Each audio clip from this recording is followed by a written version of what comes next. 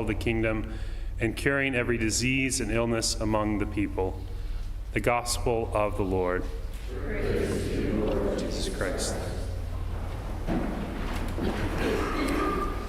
It's good to see everybody this morning. I think you should all get extra credit for being here today, so hope you have safe travels home.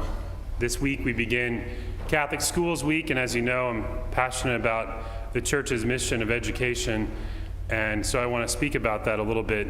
And several months ago, Pope Leo wrote a letter about Catholic education called Drawing New Maps of Hope, and he emphasized the importance of this mission. He said that education is one of the highest expressions of Christian charity.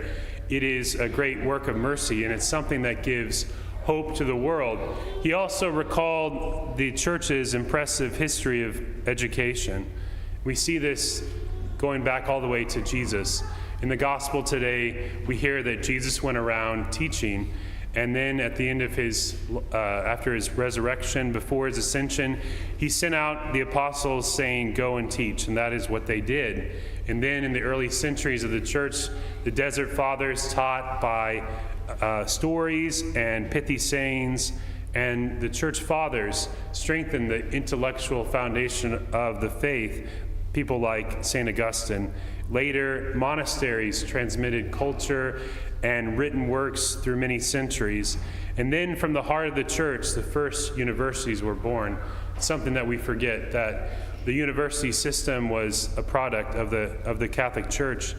Orders such as the Dominicans and Franciscans made important developments in all areas, including science. People like St. Thomas Aquinas, St. Albert the Great.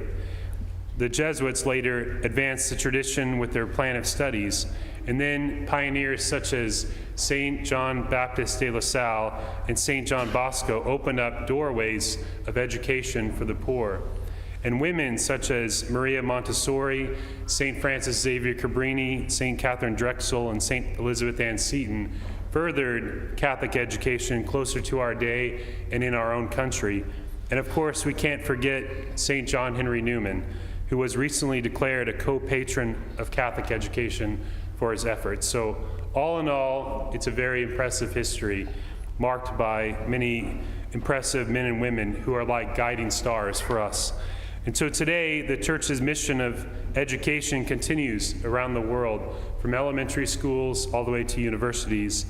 And the gospel message, along with the Church's vast tradition, ensures that the future will be bright if we follow the map handed down to us. As we face new technological innovations such as artificial intelligence, Catholic education will continue to adapt and foster authentic learning so that the whole person can know the whole truth for the whole of their lives. So we move forward boldly and embrace the challenges and opportunities before us to provide a life-changing education to the students entrusted to us and to their families. And so thanks for being a part of this great mission. Without you, it would not be possible.